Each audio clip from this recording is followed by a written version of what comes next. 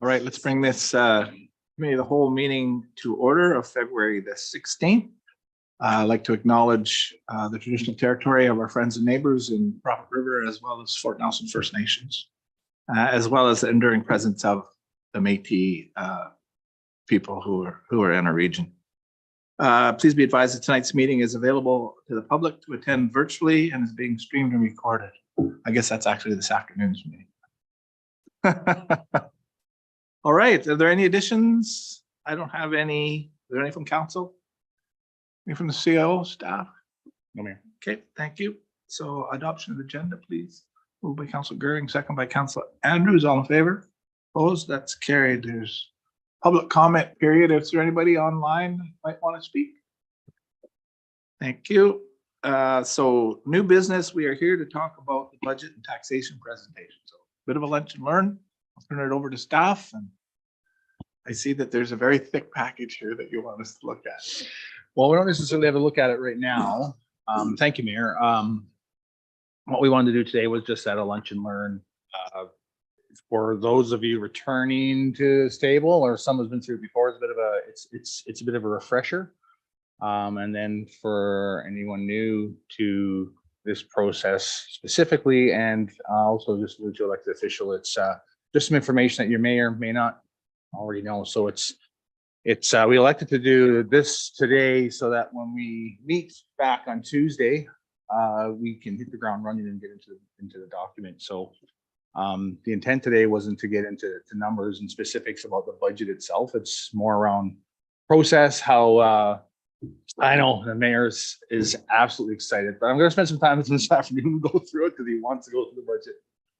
I told him this morning that I was just itching to get into the budget because I've been 8 years doing budgets and I've been 4 months without really understanding this one. And so my geeky self is all about getting into it. Now he's going to tell me we're not actually going to talk about it. At 1 o'clock we will. You can take it home and, do all your prep work for the next conversation. So the intent today wasn't, I mean, you do have the document in front of you. It's the ink's still drying from yesterday, from coming off the print. The intent today was to go through this, how taxation works, assessment, how it influences the budget, talk about some myths out there specific to how taxation and assessment doesn't influence the budget, and also do a bit of a general overview of how the budget package is put together, and why, and answer any questions you might have. So,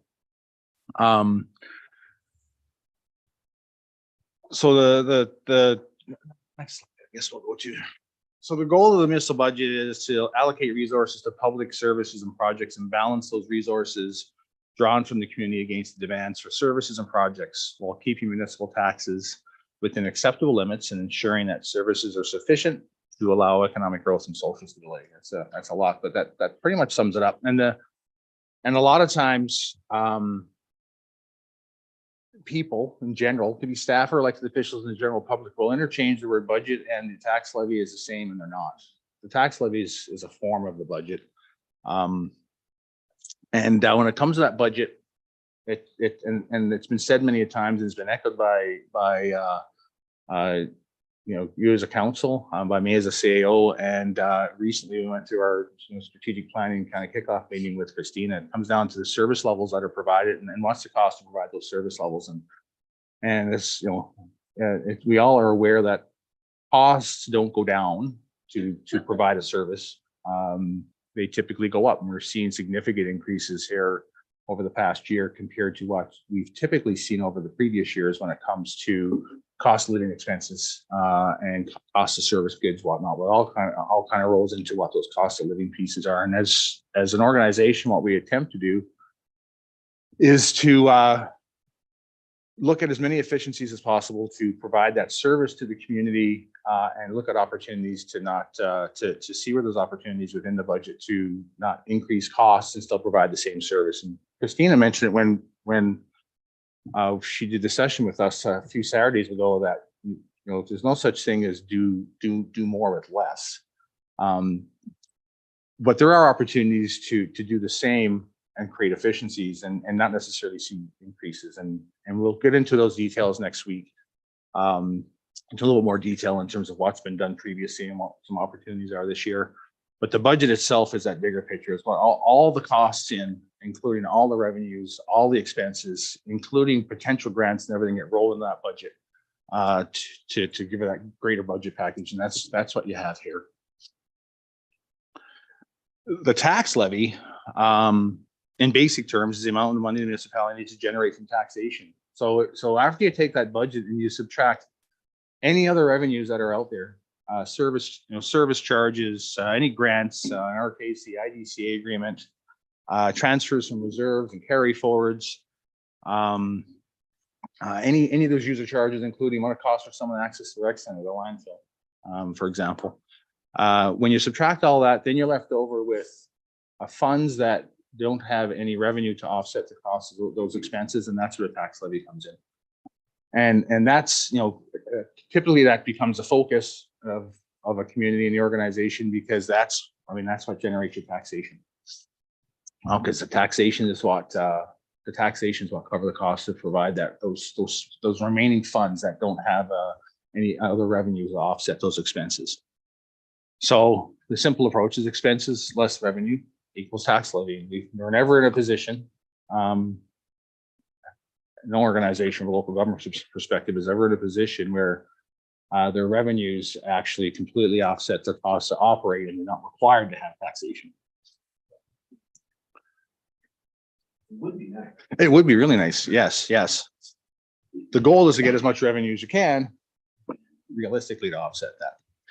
As a local government, we're required to have a balanced budget. Unlike the province or the feds, who can run at a deficit, we're legally weak. The legislation doesn't allow us to do so. So our budget must cover the cost to operate. If you can't cover the cost to operate, then you reduce services. Or there's opportunities to borrow or things of that nature. But the reality is you can't run at a deficit. You can't say it's going to take you $50 million to operate and you have $48 million in funds. So the reality is that we have to have a balanced budget. What you see here, and as a bit of a preview, is the 2023 budget preliminary estimate expenses. These are all expenses. Are only the expenses, I should say, is work out to be about $47.48 million based on the document you have here. And again, we'll chat more next week.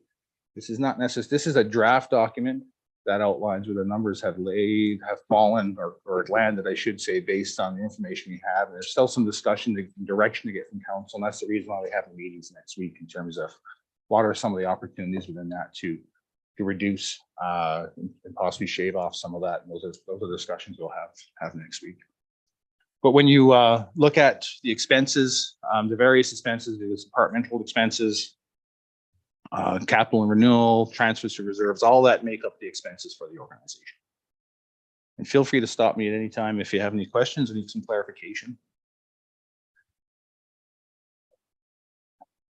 The balanced budget portion. So these are the revenues. These are where the organization, so based on those $47.48 million worth of expenses, here's where the revenues, where the various revenues come from to cover off those costs. IDCA funding at 10%, for example, cover off 10% of that. The other income, transfer from reserves, carry forward funds, whatnot. And you'll see this year taxation, municipal taxation, it covers 47% of all those expenses. Next. So when we talk that levy and how we pay for it, as I mentioned earlier, it's the property tax. So levy and property tax is the main method for a local government to collect the funds required to provide a variety of services such as water, sewer, fire protection, street lights, airport, and cemetery. And if you look at us, it's probably the single most largest part of that graph, but 47% is less than half of the funds required to operate. When you look at 47% of the required funds are coming from taxation.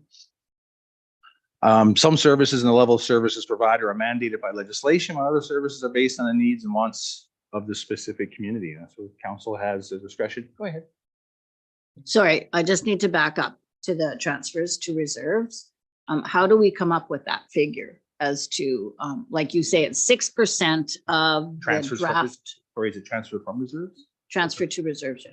So the slide 4, Yeah, slide 4. sorry, okay, yeah. And so it says, so 6% of the budget that is presented here is going to be transferred to reserves. How do you come up with that 6%? Like, is there a formula that you use? Like, can you help me to understand? I know last year I was a little So it could be a uncertain situation, as so to let's how we come up with that figure. pick on roads. Let's pick on roads, for example. Trevor can correct me if I haven't given the wrong example, but so roads overall have a $2.2 million contribution annually based on the asset management program, right? Which looks after the asphalt roads, gravel, so 1.5 for asphalt, 500,000 for gravel, and 200,000 for sidewalks and the curb and gutter. So 2.2 million annually. If we spend that $2.2 million this year, because that's averaged over a period of a 20-year, 30-year plan based on future expenditures and requirements to maintain that infrastructure. Some years you're not going to spend $2.2 million. You might spend $1 million. If we only spend $1 million, we're going to contribute $1.2 million into the reserve fund for future years, and we need to spend more than $2.2 million. Does that make sense? It does make sense. My concern is as we accumulate assets or upgrade our assets, then that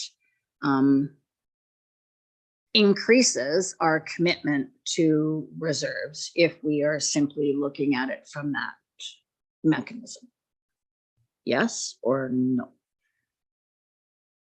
Sorry, I'm So, okay, so let's just take this building for example. So like, I don't know what it's valued at right now. I don't know how much on the asset management plan that you put aside for this building renewal. But if the building does get renewed, and let's just pretend right now it's worth $5 million because I have no idea. Yep. But we do a building renewal and now all of a sudden it's worth $25 million. So to protect that asset, does that not increase? The value of the asset has increased. So would that not mean that the transfers to reserves would have to increase based on the increase in the? possibly and most likely the reserve fund is that, I'll call it that bank account that allows you to flow cash in and out to look after and smooth out the peaks and valleys of annual expenses, Mhm. right? So that's the intent, right? Yep. So instead of saying Or replacement. or replacement, Yeah. yes, exactly. So that renewal fund, we call it as asset management, allows us to, instead of saying 1 year we need to spend 5 million, we're going to tax 5, and the next year we're going to tax 2, and the next year so on and so Yeah, I forth. get that, We smooth that out. To answer your question regarding the assets, absolutely. The more you increase the value of your asset, or you increase assets in general, there's a likelihood that you will increase the required costs to maintain that asset, which could essentially increase your renewal contribution, right? Doesn't mean the reserve grows, but it means that whatever that contribution is required, and that is a formula, because it simply is, we'll pick on this building. I mean, if this building, you say new or not new, or renoed or not renoed, over the next 25 years, this is what the cost is. Because we have some costs we know we've talked about. For example, renoed or not renoed, there's stuff that needs to occur in this building. The building needs a window. Building needs a new roof in 7 years' time, and then that gets factored into your renewal costs. You put it in, so we'll use a round number of 10, right? If you need a round number of 20 million, if you need to put 20 million into your building over 10 years, divide it by 10, annually you need a contribution at 2 million. So you smooth that out. Some years you might take 4, some might be 1 year might be 8. The rec center is a perfect example from a buildings facilities perspective.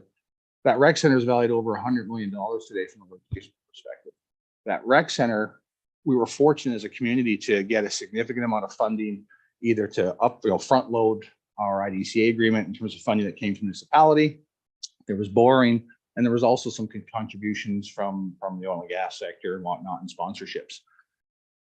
The consideration and unfortunate reality in the past, and not just with local governments, with federal and provincial governments, is that in the past they didn't necessarily recognize full life cycle costs. They said this is what, and that's why you've probably heard it from me, is nothing's free in life, right? And I've used the spray park, not to pick on the spray park, but I use the spray park because it was a free and the one that the play space is another example. It was free. The asset was free, but it's not free to maintain or replace. So so anytime you add an asset, increase the value of that asset, the replacement cost goes up, increased cost expenses go up to maintain it. So inflation increases the required contribution. Could that possibly have the opposite effect? And when I think back to our old pool, I believe that was costing quite a bit annually to keep up. And then we transitioned to a new building, new pool. Were the maintenance costs reduced? How did that work out? Yeah, so maintenance costs would be reduced from a repair and so it depends on what you classify as a maintenance cost, Councilor Roper. So I can tell you right now, the cost to operate this pool costs a lot more than to operate the previous pool, just by size in general, right? I mean, in terms of the amount of pumps and filters and person power required to maintain it. Are we dealing with repairs more frequently? No, we're not, because the other pool was old and there was a desire to build a new pool, and that pool we weren't necessarily reinvesting in it back in the day to maintain it per se, because we knew we were eventually going to shut it down and there was old dated parts that weren't going to necessarily be transitioned to. But is this pool, I mean, for those who were on council at the time, you remember the lineup at the door in the gallery when we talked about the cost to operate the pool because costs went up significantly from a manning perspective, because we required more guards on deck to operate it.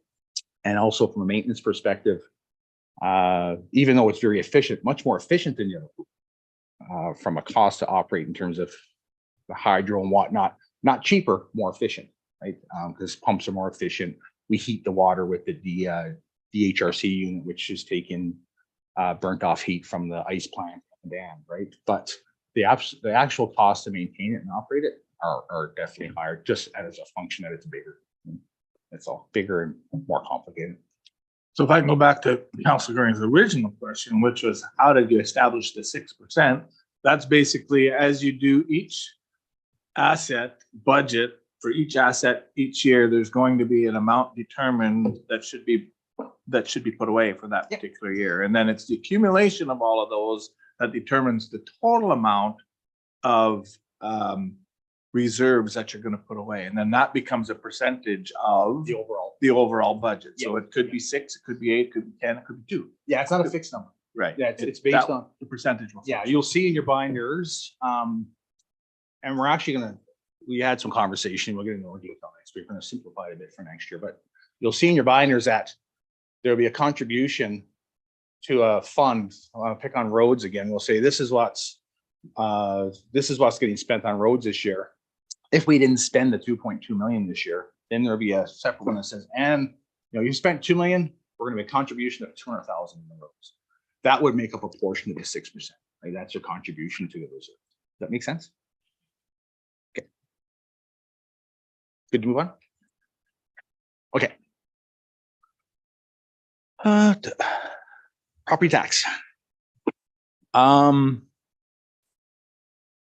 I think I spoke this in addition to taxes. Yeah, in addition to collecting taxes to pay for municipal services, NRM also collects taxes on behalf of other public authorities such as school taxes and whatnot. Once collected, the tax revenue is then remitted to other public authorities. So the tax bills that go out, we also send bill out also on behalf of other organizations. But that's not included in the total budget number that you've got here. No, it's not. 48, right? That's correct. That's accounted for completely. Yeah. It's just what's on the tax. Yeah. And the tax bill breaks it out that way. How do we determine the taxation piece in terms of who pays what share, as we like to say? This is when we get into property assessment. This is where a lot of the some of the myths start to come out in terms of how assessment influences taxation. So the assessment is a determination of a property's market value, classification, and applicable exemptions each year. In most cases, the assessment represents an estimate of the property's value as of July 1st of the year. BC assessment, again, the assessment has nothing to do with municipality. It has to do with BC assessment, of course. They determine a property's value by considering the present use, location, original costs, replacement costs, revenue, or other values, selling price of the land, and improvements and comparable land, improvements, economic and function, obsolescence, other circumstances affecting the value of the land and improvements. Appraisers also consider a wide variety of physical factors such as size, age, quality, condition of improvements of the buildings, as well as location, availability of services, shape, topography of the land. There's a number of factors they consider when they assess a piece of property and provide you with your assessment.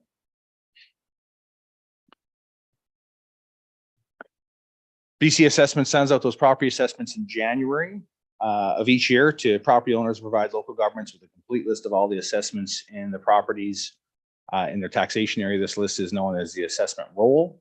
We call it the completed roll. We call the list provided in January is also known as completed roll and subjected to change due to amendments made by assessors and the property assessment review panel. So sometimes there's appeals. So we get the completed roll usually in January, which is the information that we've showed you in this document here in terms of what the total assessed value is.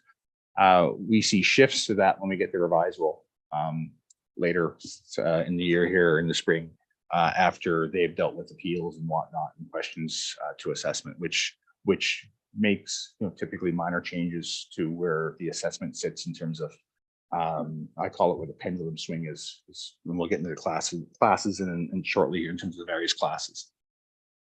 The revised roll is received in mid-April in time to set the final rates for the tax rates bylaw, which we have to have done by May 15th. And then for more information on how BC assessment works, you can visit the BC assessment website.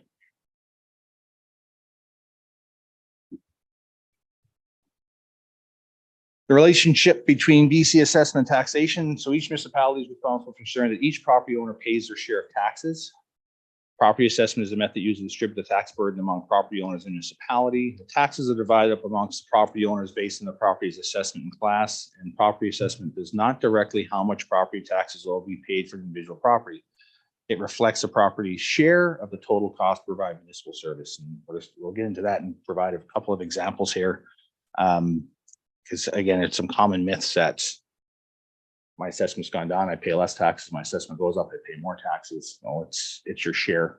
If everyone's assessment, if the levy remained the same and everybody's assessment and all the classes went up or down equally, then your taxation would be pretty well the same as last year. But when you change and there's a change in relation to your class or to someone who, your neighbor, for example, you may have an improvement or an updated assessment, because that happens a lot when BC assessment comes to the community. They don't visit every property every year. So when they go to a community, they might go to a property that is, it's probably a fair statement to say that property owners don't race to the phone and let BC assessment know that they've made an improvement to the property. If they've built an addition or done a renovation or whatever that might be to increase the value of their property. But BC assessment does catch that, for lack of better words, when they come to a community and they browse around, take a look at the property and take some pictures, and they make some determinations themselves. And then sometimes they make the wrong determination. That's where the whole appeals process comes into. Property classes for the NRM. We've various property classes. Residential is class 1, utilities under class 2.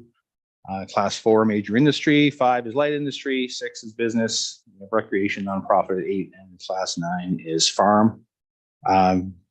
Just if you're wondering what 3 is, it's supportive housing. You have any of that? There's some definitions on the BC assessment site in terms of what they are. And then class 7 is managed forest land, which is privately owned forest and management areas.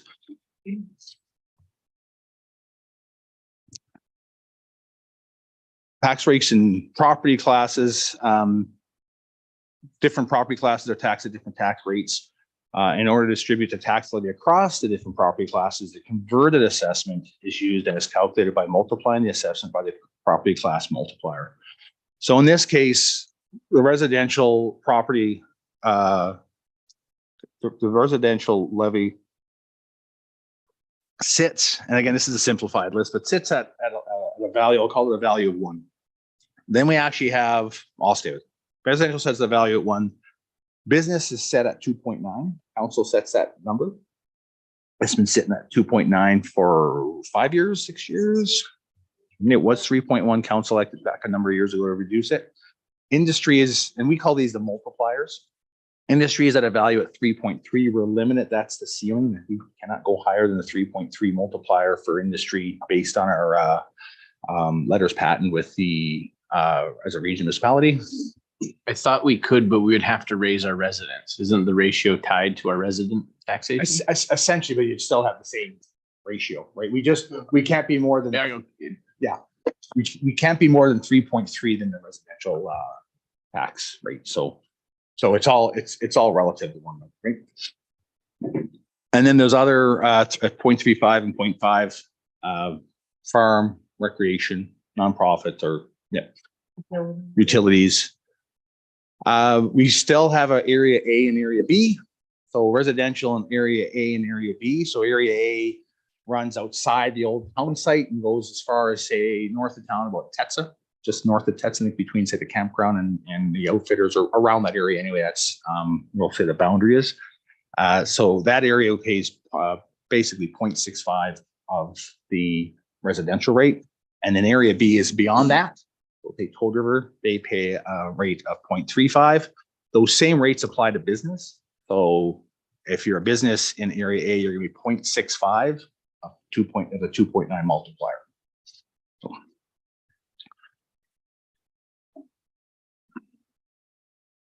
Assessment changes. So these are just some numbers from the 2022 revised roll to the 2023 completed roll. We always take a look at these to get an idea where that pendulum swinging, where the assessment changes, where do they sit? So overall, the residential assessment increased by $17.8 million over last year. So about a 5.5% increase. And I won't go through all the numbers, but it's broken out in terms of where they are based on town, rural A and rural B. But the overall increase from a residential perspective is 17.8. Business, we've seen a slight decline of 4.8 million. So 3.5% decrease. So basically residential assessment overall has gone up a bit. Residential has come down. Industry has seen a $57.7 million increase in their assessment, which honestly was surprising. There's a likelihood or a possibility, and again, it's just from experience that we might see that drop a bit when we see the revised roll, because sometimes that's some of these companies might put appeals in, especially if there's been abandonments and they haven't been caught up with at BC assessment. And then the other has seen a minor decrease, and again, in terms of, when the value from 1.5 million to 1.4 million for other, so rec, nonprofit, and farm has dropped $50,000. So overall, the assessment in total has seen a 4% increase. And from a number perspective, it's about $70 million from last year's revised roll to this year's completed roll. Very seldom when we receive the revised roll does the number go up. I don't know if it ever has. No one's calling to say I want my property to be assessed more. Right? So when you look at a converted assessment, this converted assessment basically is after you factor in the multipliers, because this is what determines then where those the assessment will be based on how we determine the taxation. So the raw assessment is converted using factors or the multipliers, using the residential as that base or that base level of 1.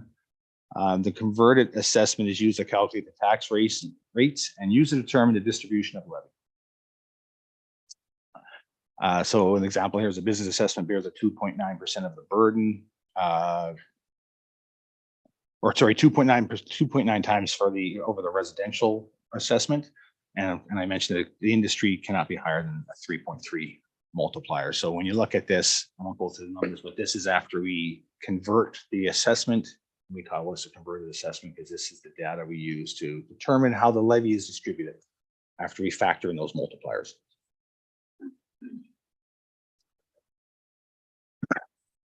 So bringing it all together. So what does this mean? Local governments use the assessment base of the entire municipality in this case, and required taxation amount to determine what the tax rates will be the coming year for the various property classes, and use the various individual property assessments to determine each property share of the tax levy. So from a formula perspective, you take the required revenue, which is the tax levy, divide by the assessment, gives you the tax rate, and that's how we determine our tax rates. And council has the ability to adjust those based on adjusting that business multiplier, essentially, is how you would influence those rates.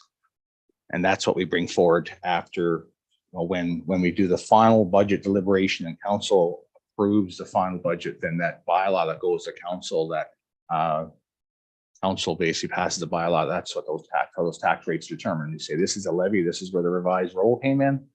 Here's how the tax rates sit, and then you approve the bylaw, and then that's when we start printing tax bills.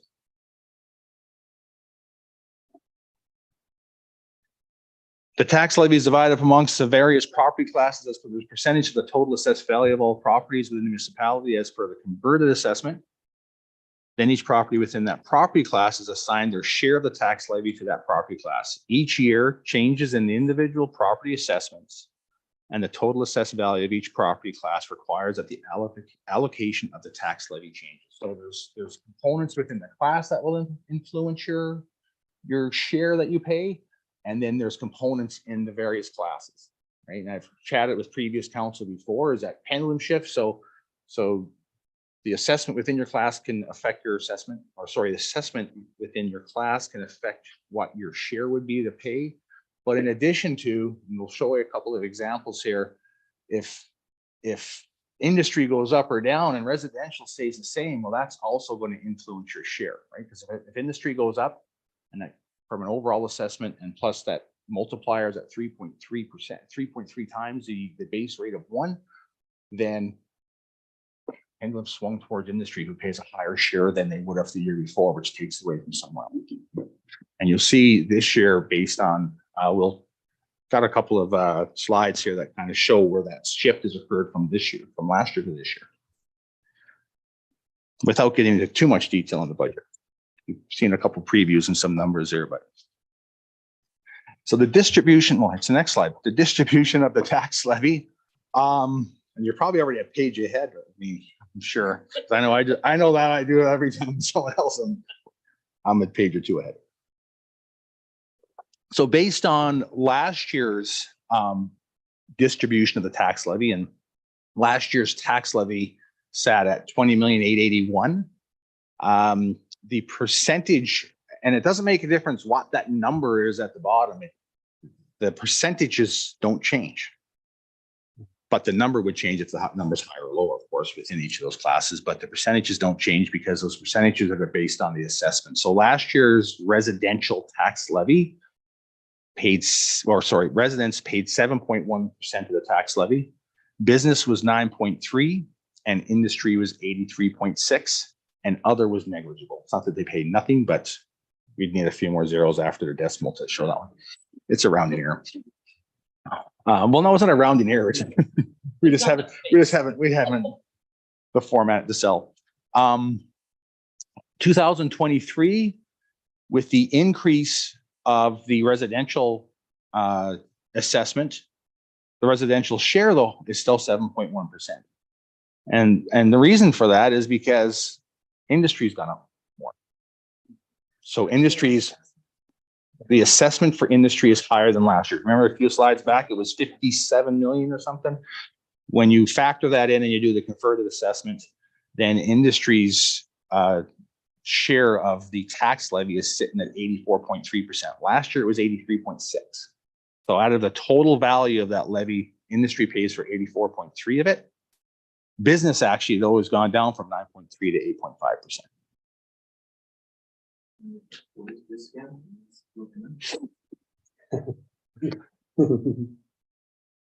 Any questions here?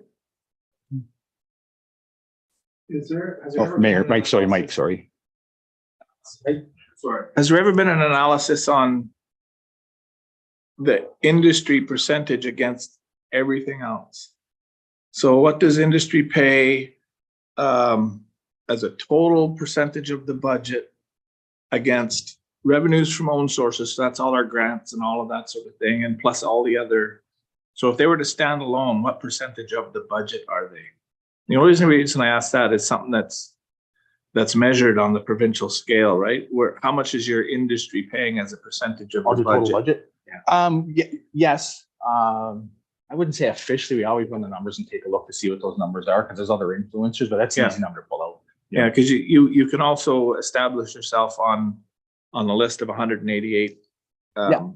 communities. Where are you with respect to that? Yeah. Which Yeah. can be a selling point to your industry if you're trying to sell your community to them with respect to their taxes and their investment in the community. Yeah, and the challenge, I think, we look more around what they're paying based on the value of their assessment, because the challenge I think we have, Mayor, is the fact that as a regional municipality, we are able to, from a taxation perspective, recoup a lot of that taxation where many of the local governments don't have that ability. Right.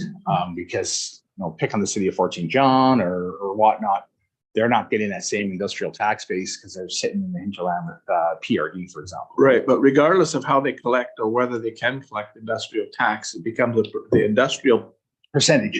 becomes a percentage of the overall, right? So once you've subtracted all of your revenues from own source, and when I say own source, I also mean all the grants and everything. Grants and So it's everything. everything else that's coming in, including all the other assessment, except for industry, and then you can compare. Yeah. Right, against your total budget, because it doesn't matter where it's coming from, it's still an industrial tax, right? And Yeah. still, and so there's a percentage that looks like. I'm just interested in what that number is It's here. easy enough number to get. Okay. It's gonna be quite high. Yeah, like you strive for 50%, right? But Well, right now, it's gonna be higher. It's gonna be higher. no, but that's 84 of the 84% levy. of the levy, only of the levy, not the. In other words, it's 84% of the 47 percent of the whole thing. Remember, we had 47% of, so that's, 47, yeah. So that's about $18.5 million from industry and 1.3 million from residential, 1.4 from million from business. It's really, Well, out of the 20, it'd be, I'd have to number, well, the numbers are here. So out of the levy, so we got. so currently industry is paying $18.8 million of the $22 million levy. Yeah. But that's just the levy, right? If you That's just the factor- levy. If you Just, remove, you're saying to remove business, remove residential out of that number, and remove the grants, basically all your expenses, with the exception of other revenues, Right. and then see what they have. To report. Yeah. Yeah, easy enough. That's easy. You enough. might find it's considerably less. Right, if it's $18 million. Well, we're at $48 million today for a budget. Yeah. 47.8. There you But the number of that is grants, right? Any grant that we've applied for will be in there, which needs to get removed, because Right. even if we're not successful, because in some cases we're not successful, we're not proceeding with the project. So you have to peel all that out, all the revenue sources, so user charges and all that would get pulled out, and you just, whatever's left over, you'd say, what's the percentage that we pay of all those other expenses? So the quick calculation was what? Yeah, so that's decent, right? We'll probably find ourselves in the higher percentile of the province of communities that have industrial investment. At 38, good. Thank you, Councillor Souls.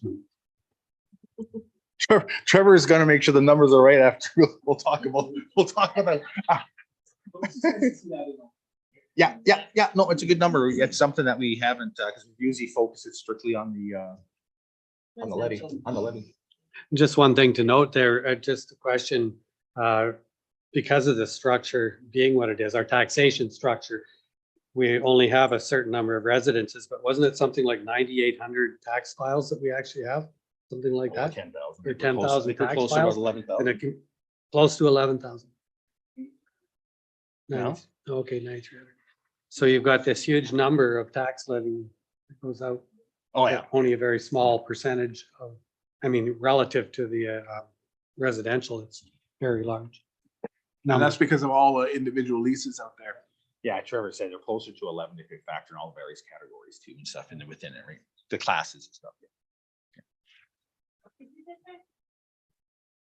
closer to 11,000 that gets sent out if when you factor in the various different classes and things like that. Yeah. But sometimes a single, one single lease might get multiple tax bills because of the infrastructure and the different classifications of that.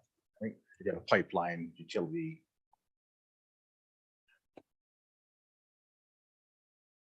Okay, we got the 3 house example, or in this case, the house, the business, and the industries. But this is just some examples. For this example, municipalities required revenue through taxation. So we're going to pretend right now you've got 3 taxpayers.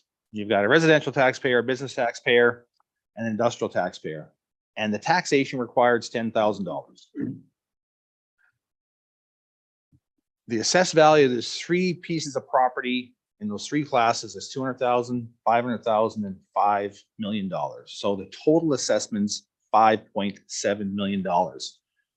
If each of these were taxed based on just a percentage of the total assessment, there's where the taxation would be. They would sit at 351, 877, 8772 equals your $10,000 of required taxation. Next slide. But in this case, if either of these classes go up or down, the percentage of the other 2 classes will move in the opposite direction. So for instance, if the same 10,000 levy is required, but the industrial assessment goes down by 5% and the others stay the same, the total assessment now changes from the previous 5.7 on the $5.4 million. So it essentially changes that share of who pays what. And that's that example that my assessment didn't change, but why is my taxes going up? And this is the caution I've always given council with industry slowly declining. If something were to happen, we picked on a pellet mill or something, and we've talked about before, if residential, and we've seen residential prices go up. We saw it last year. We saw residents go up, industry go down a little bit, and we've seen that pendulum swing, even though industry still pays a significant amount of the share of the levy. This case here shows just that, is that residential stays the same, business stays the same. From an assessment perspective, industry, in this example, industry assessment goes down, shifts the share to business and residential. And you see an increase. Taxation remains the same. Still looking at $10,000 for taxation. As long as you're collecting the same amount of money. Collecting the same amount of money. And we're showing that example because sometimes we're talking small differences between one year to the next year when it comes to the levy, but people are seeing swings in their taxation because of either improvements they've made, the way the assessment and share has gone between the various classes. And in this case, both the blue house and the green business have seen an increase of their taxation because the industry has gone down. In the other example, what happens if one class has an increase and the other has a decrease? If industry goes down by 5% and residential goes up by 10%, the assessment is $5.4 million. But again, that's just increase the share that the residential residential taxpayers made. Same $10,000 required, but you've seen an additional increase of the resident go up. So it's just those examples important to know, because each year we've got the calls and the questions, and just had a meeting just now and someone talked about someone's property going up the highway, but it's good for you. It's not good for us. It's potentially not great for the business owner if their assessment's gone up more than in relative to everyone else around them. We call this the 3 house example. I'm gonna beat the crap out of the examples, but it's so important that, especially for the new councils, they understand this. And of course, this gets, it's just documents published, and it's important to understand it.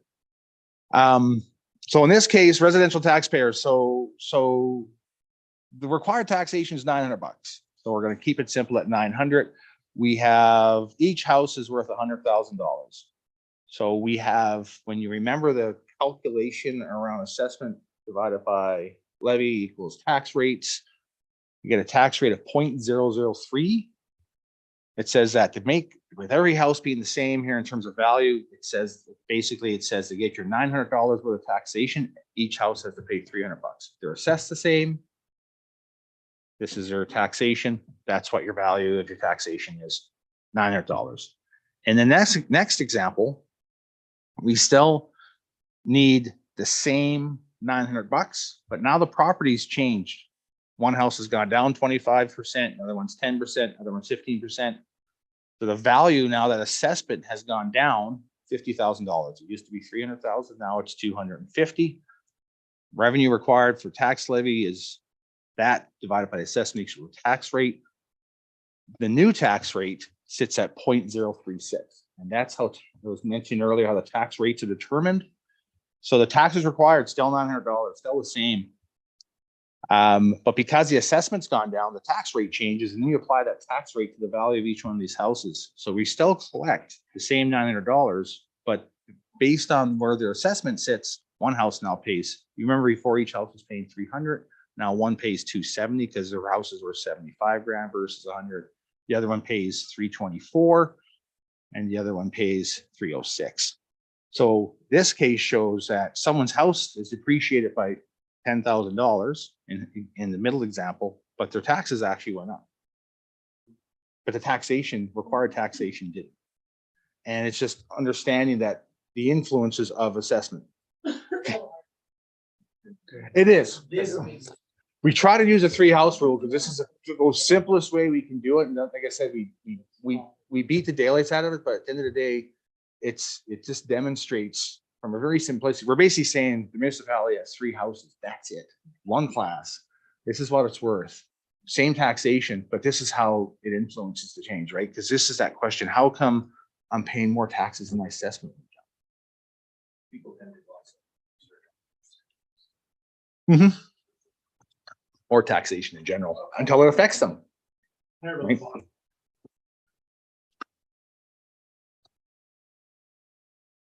Common property tax myths. I said my assessments doubles, my property taxes will too.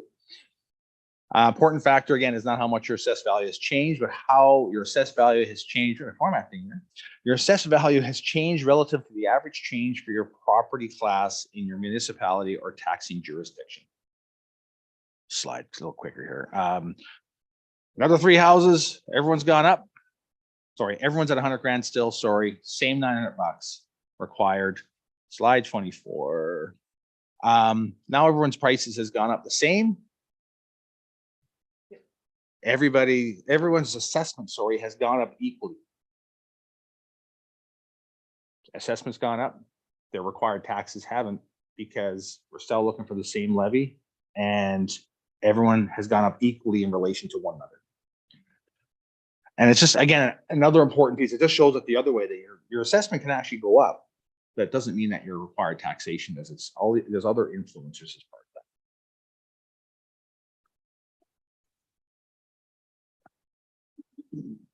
Next slide. Yep. Any questions on that one? It's Oh, so if you, Because throw in the fact that all the residential. Oh, yeah, Mike, sorry. Similarly, Yeah. All the rest. Mike, sir. so if you look at the math, so because the total assessed value of the municipality changed, it's similar math. We need $900 in tax levy, but we're now dividing it by the $345,000 worth of total assessment.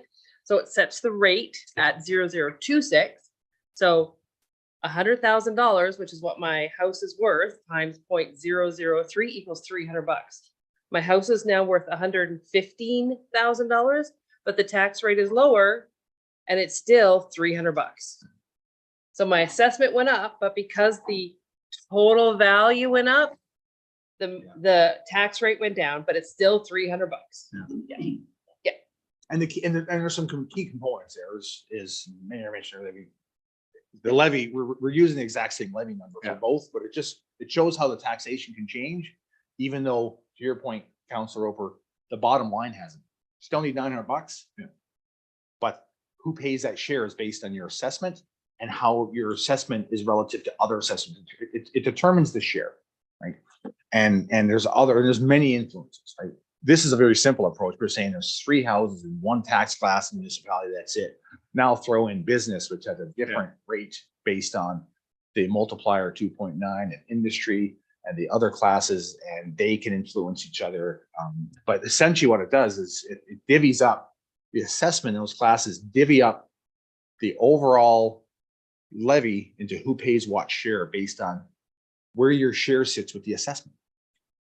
It's the same principle with the classes as it is within the class. Exactly, exact same principle. Yeah, well, we're seeing that now, right? Yeah. We're seeing a raise in industry that's offsetting from our overall, when you break out residential, business, and industry, if we had the exact same levy as last year, the residential tax class, which would pay pretty close to the exact same taxation, not individually, because within the tax class it might be different, but at 7.1%, 7.1% of a static number is the same number year over year. So if we had the same levy as last year, the residential share from a dollar amount would be the same this year as last year.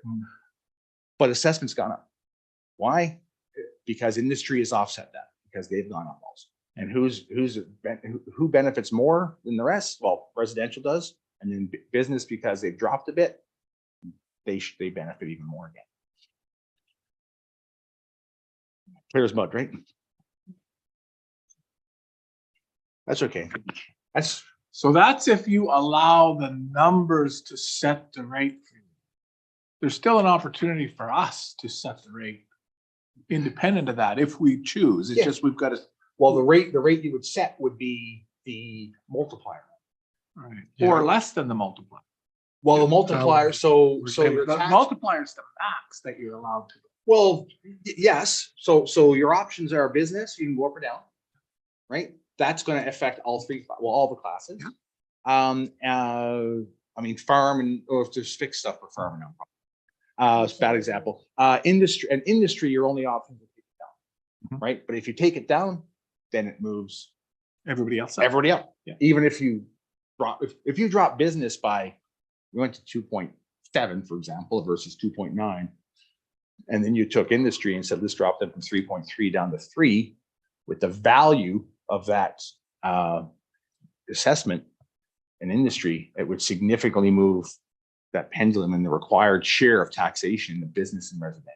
Yeah. Right. And that's your options that you have. Yeah, yeah, and I didn't want to complicate things, but I did want to say that we do have the ability. For instance, in the COVID years, we took the business tax in Taylor to as low as they would let us take it.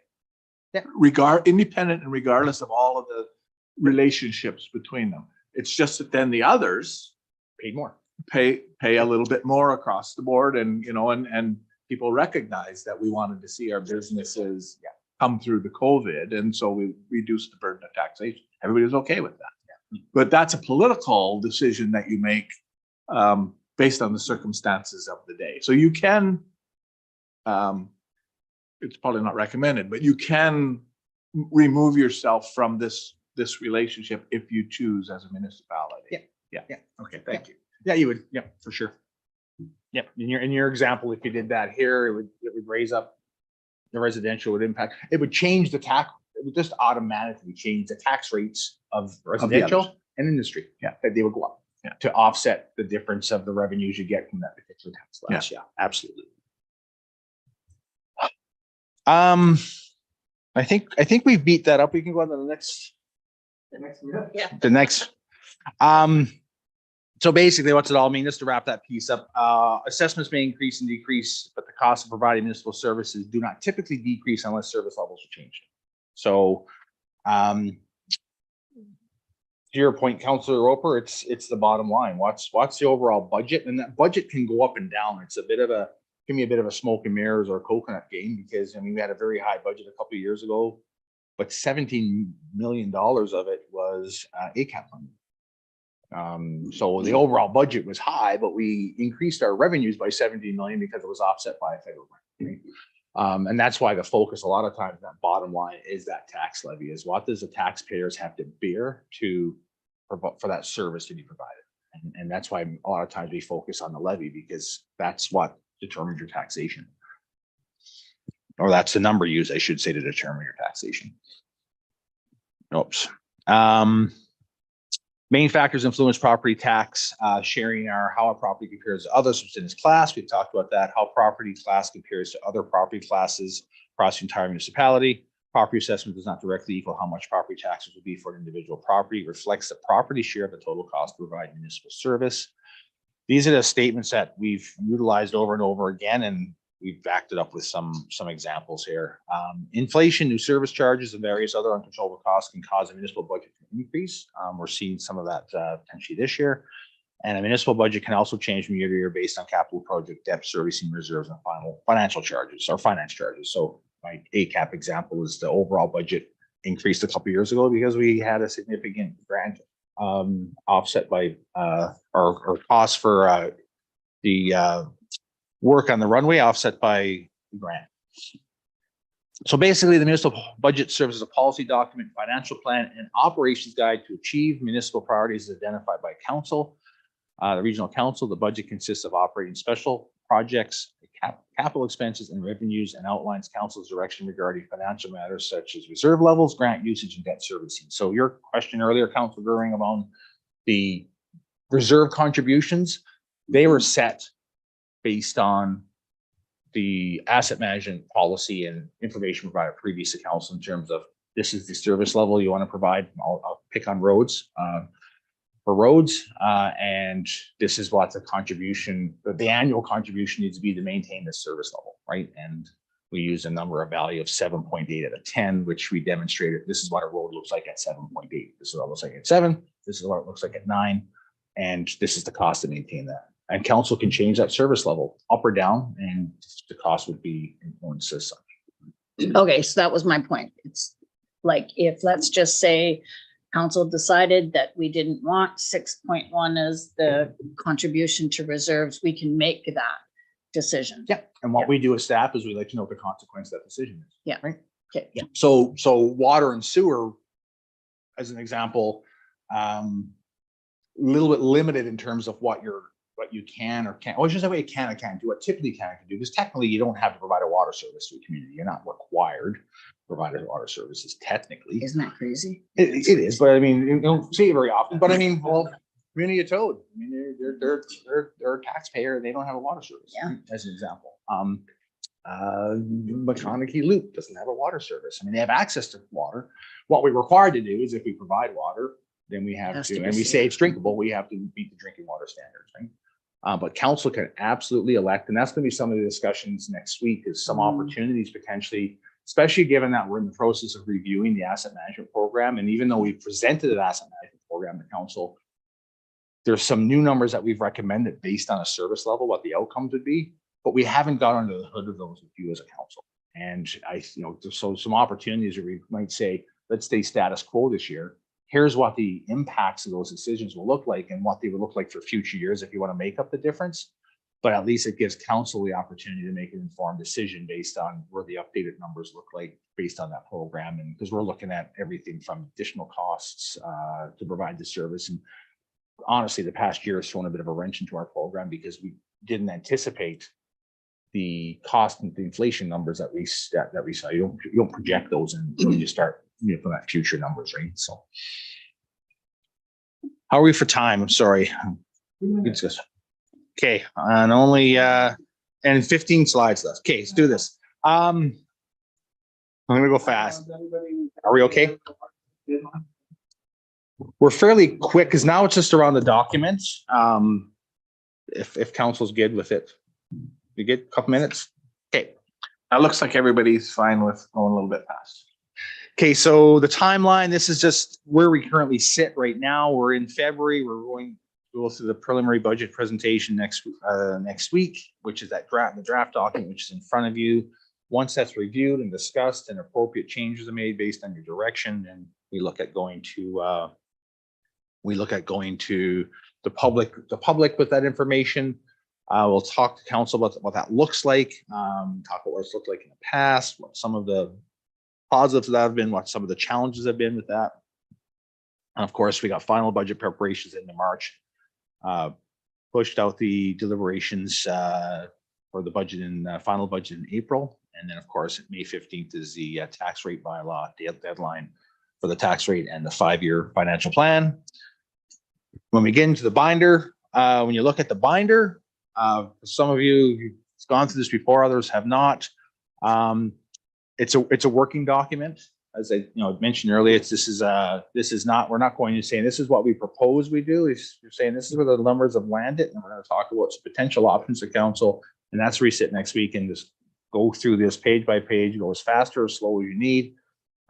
The various department heads will be there, and to discuss their budgets. We back it up with a bit of a PowerPoint presentation to kind of walk through the budget through each section. So at the start,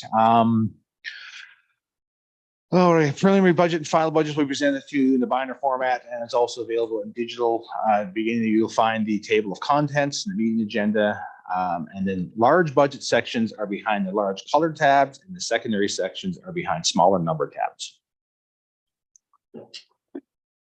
When you open up your document, tab 1, section 1, tab 1 gives you 11 by 17 of the overall budget. That tells you where, basically it gives you that 25,000 foot level of the document. So it's going to be a It's right behind trifold, the tab 1, right behind. And it's at the, just before you get to tab 2, and you'll have a rollout page. And this is where it outlines your document. Give some comparisons. Section 2, tab 2, that's your sample properties. We always provide sample properties. It just basically shows what the impacts of various. So we use real property in the community. We do not put names from a privacy perspective in terms of who owns the properties, but we do plunk some properties showing you and say these are some actual properties. What the assessment changes from one year to the next, what their tax payable last year was, and what it would be this year based on the numbers in this document.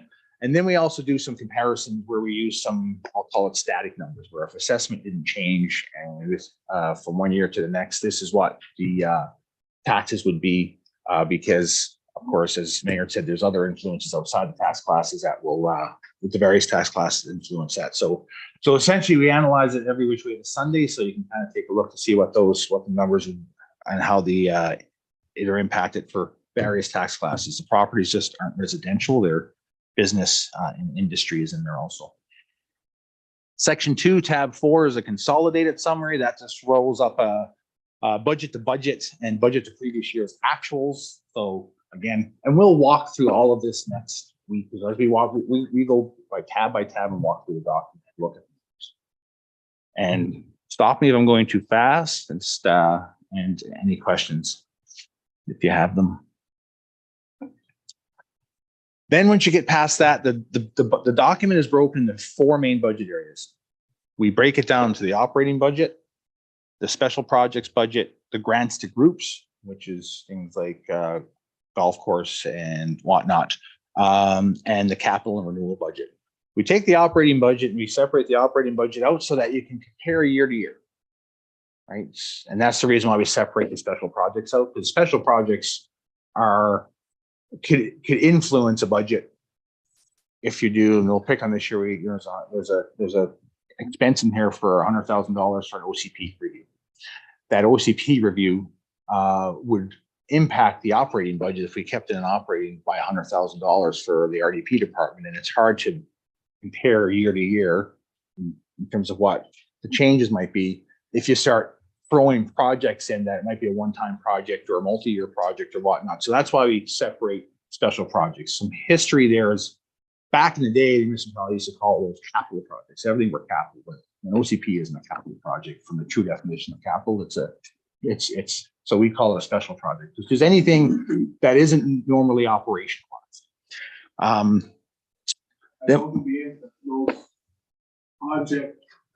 The project page. So yeah, so what happens is once you get past your operating budget, then you get the special projects. We call them the pinks.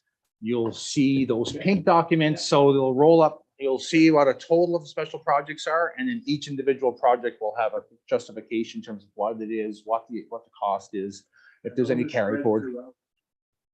Each department.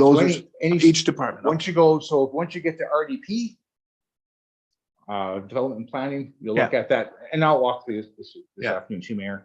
Once you go to the operational budget for RDP, Then once you get past the RDP budget, RDP, you'll see those special projects. Right? Good. And then that it all rolls up into one. The capital and renewal. So I'll get into a second. Is towards the end. So here you go. The operating budget. After the operating budget, you'll see the special projects for each one of the departments. Each of the tabs break down the operating budget by department. The grants to groups is after that in the document in terms of flow. And then the last bit is capital and renewal. The capital is separated from the renewal, and they're all at the back, and they're based on asset category. So waters with water, any sewer projects in sewer, it's all lumped in together. So the operating budget, I talked, these are the budgets required for the interim operating areas, including your operating budget as council. The document and document both the revenues, grants, user charges. So it shows all the revenues, and I can emphasize that when you look at a tax levy, when you elect not to increase, I'll say, service charges in an area, that negatively impacts your levy if costs to operate go up, because those service charges, if they're water and sewer charges, or if they're the fee at the landfill or whatever that might be, negatively impacts that service levy. And council has every right to decide one way or another, but just to understand, when we during COVID, when landing fees were waived at the airport, it negatively impacts what your levies require, because you don't have a revenue to offset your budget. Operating expenses are typically categorized into 4 categories. So we break it down into personnel, contract services, materials and supplies, and utilities. After that, we have special projects. Slide 35. We have what we call the green sheets. These outline the sources of revenue and expenses for all the departments and operating functions. And additionally, they summarize the net tax levy for that department, as well as break out the expenses by major spending category. So it just, again, we take the expenses and the various revenues within those departments and display them in various ways to try to help you understand where those costs, where the impacts are. Pardon me, sorry? Yeah, here we go. So here's an example.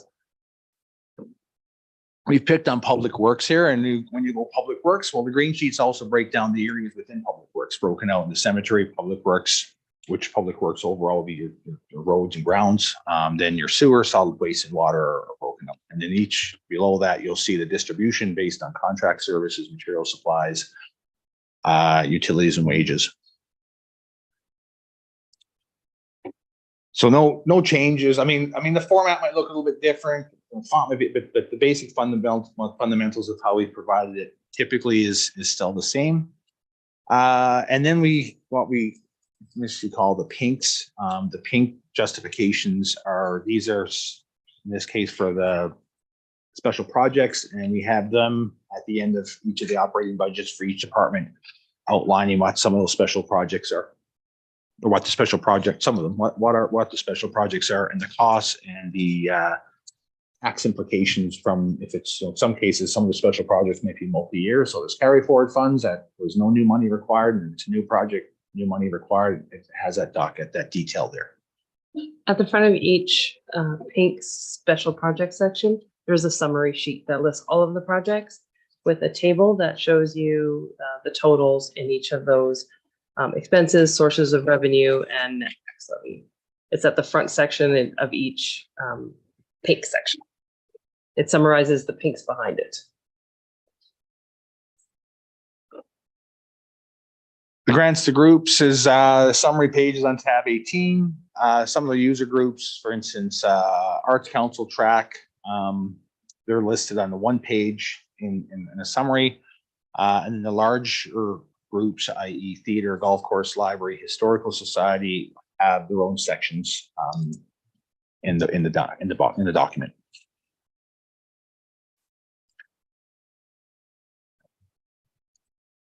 Here's an example of the community group summary in this case, just as an example. Am I going too fast? We good? Sure. He was being flippant. Then we get to the capital renewal budget. which basically looks at the major maintenance, any major maintenance items that are part of any renewal items, essentially capital projects renewal and reserve contributions as per the asset management plan. So to your point earlier, or question you had earlier, Councilor Growing, if it'll show what the spend is in a particular asset category, and then if we don't utilize the full amount of what that typical contribution would be, it will show a contribution to that particular fund. If we use all of it or more, then of course there's no contribution to the fund because we're pulling everything from reserves. We're not contributing anything to reserves.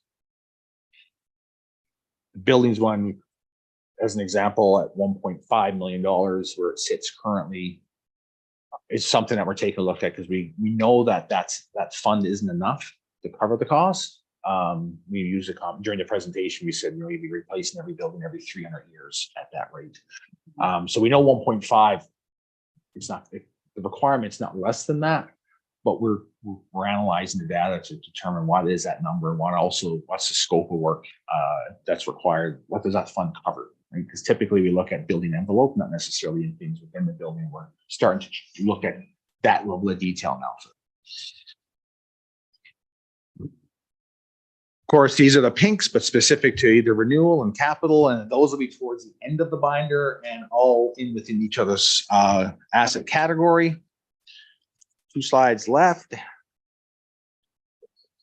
Value of municipal services. This is the one that we like to demonstrate what the value of the services are compared to what you typically would pay. This is based on the 2022 operating expenses. We haven't updated with this year's data, but I mean, we're talking, it would change information minor. And the average residential assessment of $240,000. And these would be monthly costs. So the cemetery cost, for example, based on last year's information, if you have a residential assessment of $240,000, it's 18 cents a month. On $100,000. No, 240. If your house, we based on what your average assessment. Last year, the average assessment, or we use, it's a monthly fee. Yeah. Per month on The average home we use is $240,000. Yeah. And then last, to answer your question, when you asked a question the other night, Councilor Roper, $100,000 of assessment, property assessed. So property assessed $100,000. If you made $100,000 change to your budget, is worth $1.97 to the resident in town.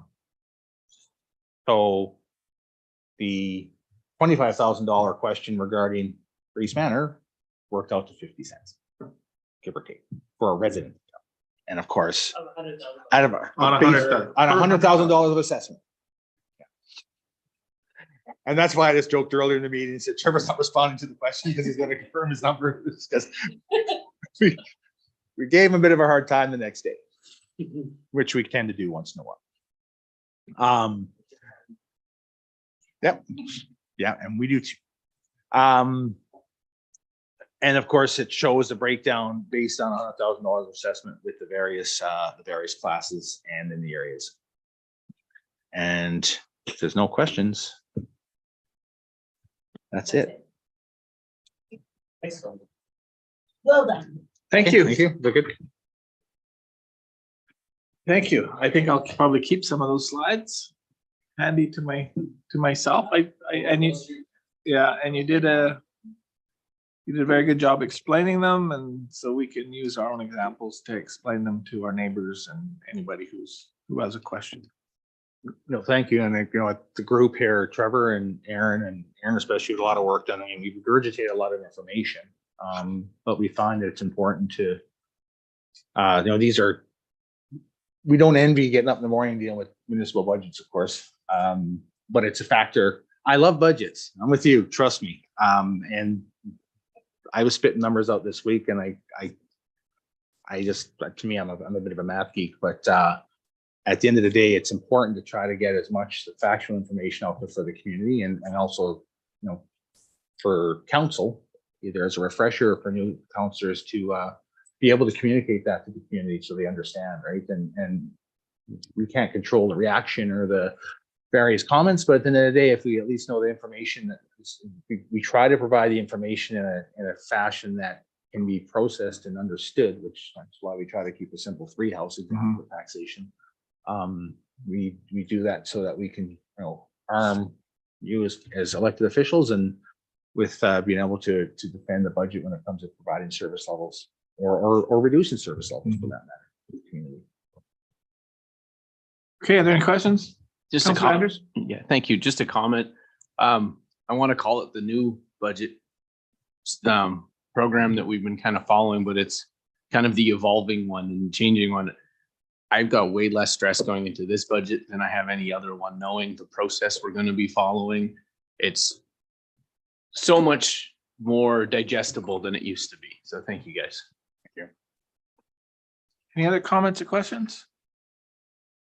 Is there any public or media on the line? All right, well, let's adjourn this meeting and thank you very much. We'll see everybody